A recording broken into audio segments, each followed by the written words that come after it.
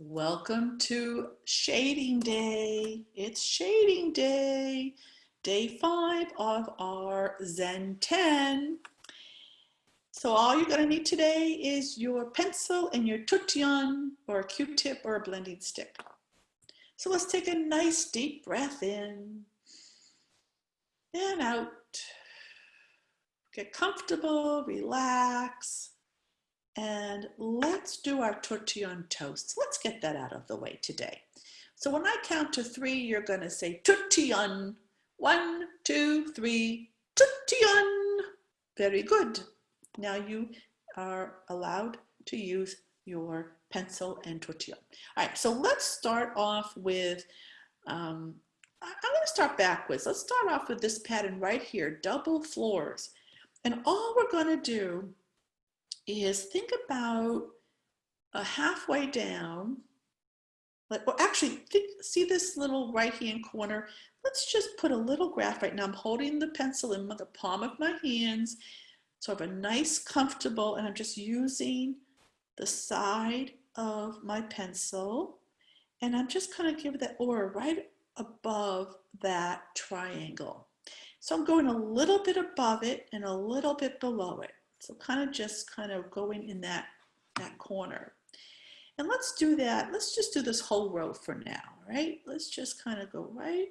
Now, as always, there's different ways to shade every pattern. This is just one way. So very lightly putting down some graphite in that shape. Now I'm going to pick up my tortillon. I'm going to hold it the same way in the palm of my hand. And then kind of give it a nice blend. In little circular motions, I am just blending the graphite, staying in that area, that same where I put that down, pushing it out just a little bit to get a softer layer. So let's really try to relax, slow it down, and really focus on this shading. Look what's happening, how it's just transforming this pattern. And now let's continue doing that on all of them. So nice and relaxed. Feel how that graphite goes to the paper very gently. Not thinking too much, just you kind of know what area to go in. It doesn't have to be perfect at all. Everything's just kind of loosey-goosey.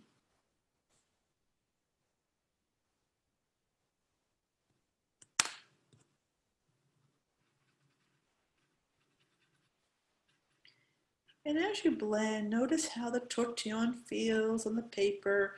Watch how that graphite just blends in and transforms.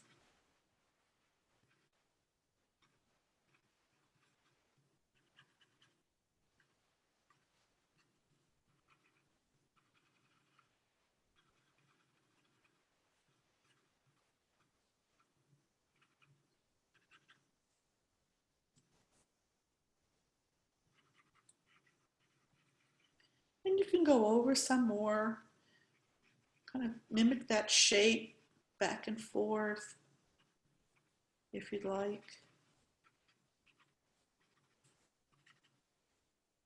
Very cool.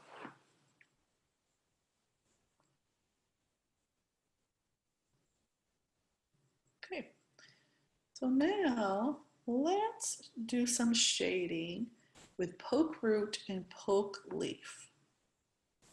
So I think what we'll do, we're going to do a couple things here.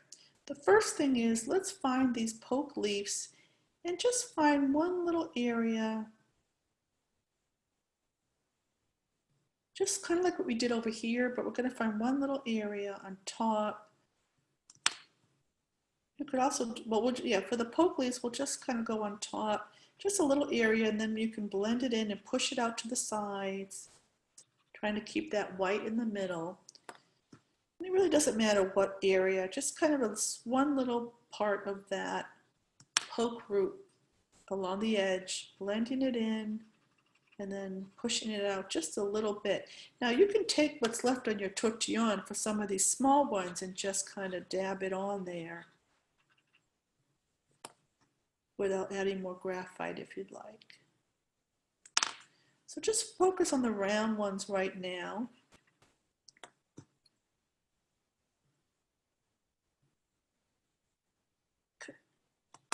And in a minute, I'll show you what we're going to do with the poke leaf. I'm going to do something a little bit different with those.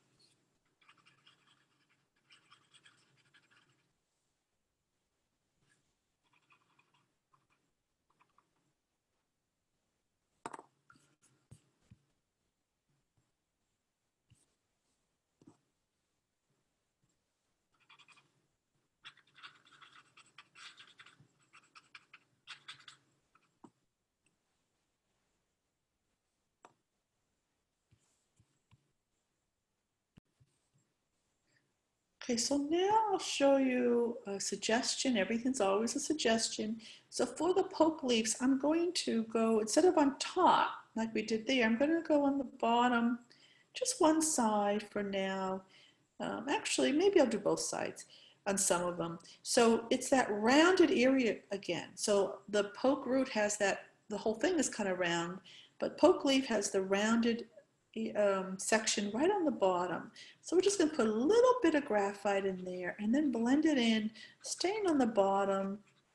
You can push it up a little bit, maybe on the sides. Keeping in mind we want the middle to be white, so you can blend that in, staying down in those little rounded areas, and then you can push it up along the sides, along the edges, making sure the middle part stays nice and light. And notice how it just transforms this pattern.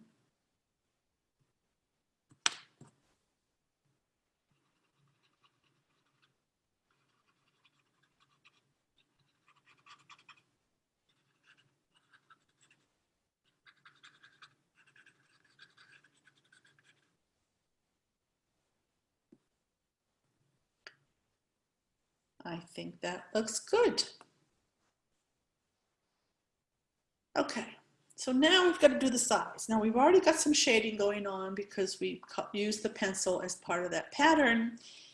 And I think what we'll do here, now remember you can always follow your own intuition, but what I want to do first is I want to just kind of think about this outside here, and I'm going to just put a little graphite along the edge of this pattern.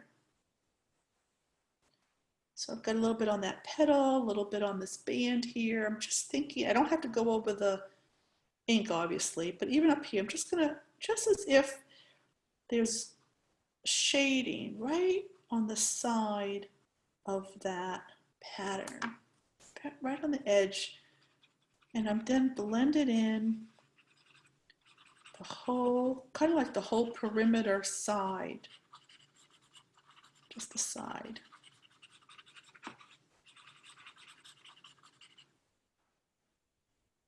So already you can see the difference of this one versus this one. And remember, many different ways to shade, but I'm going to keep going. I'm going to do that on the other side as well. Just along the inner edge of this whole left side.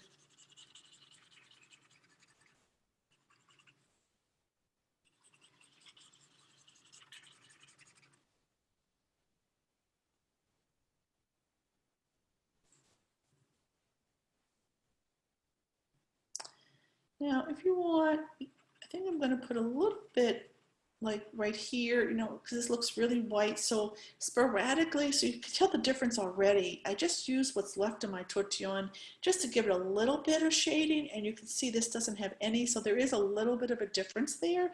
And I think I'm just going to do this randomly with the ones that, of course, don't have the shading in the background. So maybe the ones that have the black in the background, I'll just kind of dabble what's left of my tortillon in some of these petals, not all of them, just kind of dabbing, just giving it a little bit. So take a look at what you've done this week. Turn it around, different angles. There's no right side up in Zentangle. You can that way, right? Take a minute and really admire and appreciate the time you put into this, how it looks. If you don't like the way it looks, wait an hour, wait a day, wait a week, and then pull it out, and I bet you anything you will like it. And that is what. Now we're going to sign our artwork. Sign it any way you like with your chalk, which is any way you can design your initials, your name, first letter of your name, last name, however you want to sign it to designate you are the artist. And enjoy. Now, please post this on the Facebook page. Go to the Zentangle Facebook page and post a copy of what you did in the comments section of the post. I will have a post up there that says, please post your Zentangle from, you know, this week. I'll have the dates and it'll be pinned to the top. And in the comments, just upload your photo. And I would love to see what you've done. And as always, I would really appreciate a thumbs up on this video. And if you haven't subscribed yet to my channel, please make sure you click the subscribe button.